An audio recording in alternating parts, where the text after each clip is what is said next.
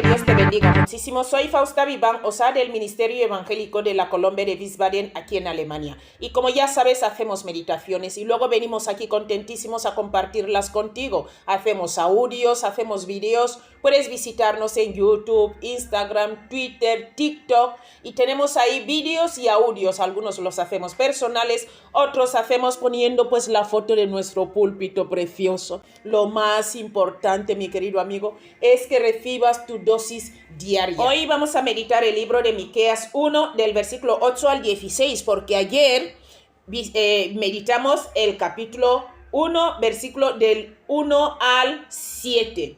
Tenemos los vídeos también en Facebook, ¿vale, mi querido amigo? Así que ahí ya no hay más que decir, ¿verdad? Ya tienes todos los sitios donde puedes coger tu dosis diaria. Bien, vamos allá. Dice así: por eso lamentaré y aullaré, y andaré despojado y desnudo. Haré aullido como de chacales y lamento como de avestruces. Versículo 9, porque su llaga es dolorosa y llegó hasta Judá, llegó hasta la puerta de mi pueblo, hasta Jerusalén. Versículo 10, no lo digáis en Gad, ni lloréis mucho. Revuélcate en el polvo de Betleafra. 11, pásate, oh morador de Zafir, desnudo y con vergüenza. El morador de Zanán no sale. El llanto de Belesel os quitará su apoyo. Versículo 12. Porque los moradores de Marot anhelaron ansiosamente el bien, pues de parte de Jehová el mal había descendido hasta la puerta de Jerusalén. Versículo 13. Unid al carro bestias veloces, oh moradores de Laquis, que fuisteis principio de pecado a hija de Sión, porque a vosotros se hallaron las rebeliones de Israel. Versículo 14. Por tanto, vosotros daréis dones a Moresegat. Las casas de Acfib serán para engaño a los reyes de Israel. 15. Aún os traeré nuevo poseedor, oh moradores de Maresa. La flor de Israel huirá hasta Adulán. 16. Ráete, o sea, córtate el cabello y trasquílate por los hijos de tus delicias. Hazte calvo como águila, porque en cautiverio se fueron de ti, que es lo mismo que los llevaron en cautiverio lejos de sus padres. Hasta aquí la lectura de la palabra de Dios. Después de escuchar la música, vamos a pasar a meditar en cada versículo bíblico.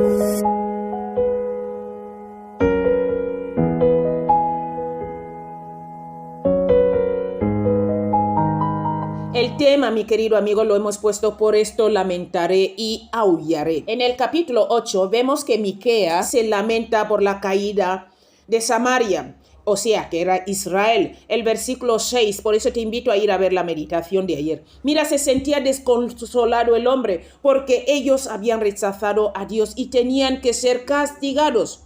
Mi pregunta es: ¿experimentan los creyentes pesar y aflicción cuando las personas persisten en pecar contra Dios y se dirigen a su propia destrucción y condenación? ¿Sentimos pesar, mi querido amigo? Mira, la idea de los versículos del 8 al 16 se refiere a la lamentación por Israel. En esta época, Samaria era rica, próspera y fuerte. Por lo tanto, la noción de que el momento se acercaba, de que esta ciudad y su pueblo lamentaría y aullaría, escucha, denotando sufrimiento y dolor tremendo, era extraño a los oídos del pueblo.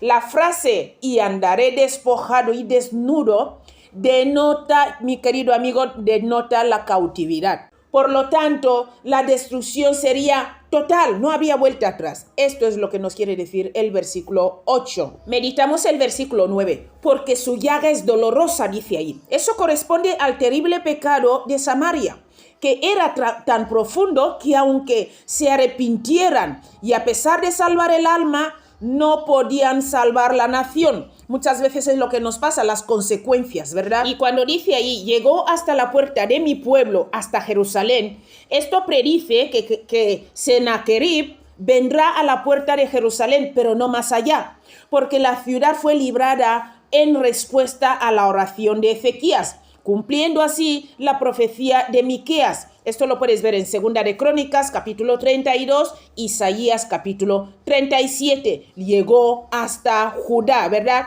Judá era igualmente culpable de pecado y rebelión contra Dios. Por eso Miqueas hace un llamamiento a ciertas ciudades de Judá. Esto lo vas a ver en el versículo 10 al 16 que estamos meditando. Para que se lamenten por la destrucción que venía sobre ella, ¿verdad? Sobre ellos venía destrucción. La profecía de Miqueas se cumplió cuando Sennacherib tomó las ciudades fortificadas de Judá según las crónicas asirias. Tomó 46 de ellas, fíjate.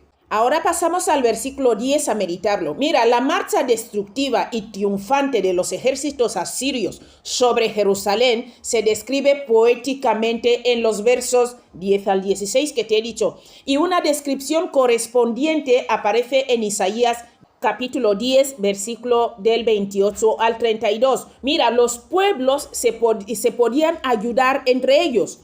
Y Jerusalén les pedía asistencia, pero en vano, mi querido amigo, fue en vano. Ahora te voy a leer los versículos que te he dicho antes. Mira, dice así: vino hasta Ahat, pasó hasta Migrón, en Micmas contará su ejército. Versículo 29. Pasaron el vado, se alojaron en Geba, Ramá tembló, Gabá de Saúl huyó. 30. Grita en alta voz, hija de Galim. Haz que se oiga hacia Lais, pobrecita Natot. 31. Madmena se alborotó. Los moradores de Jebim huyen. 32. Aún vendrá día cuando reposará en Nob. Alzará su mano al monte de la hija de Sión, al collado de Jerusalén. Meditando el versículo 11, nos damos cuenta que si el Señor no hubiera liberado a Jerusalén de los asirios, no hubieran sido liberados. Vamos a meditar ahora el versículo 12. Aquí se refiere a la propuesta de invasión de Jerusalén por Sennacherib, que fue detenida a la misma puerta de Jerusalén. Aunque el ejército de los asirios no avanzó a tal, Rabsacés, que encabezó la expedición asiria, se paró ante la puerta de Jerusalén para entregar un mensaje jactancioso como descrito por Isaías. Puedes leerlo en el libro de Isaías capítulo 36, lo vas a ver ahí. Pasamos ahora a meditar el versículo 13. Nos quiere decir que en corto plazo el reinado del norte de Samaria, o sea que era Israel,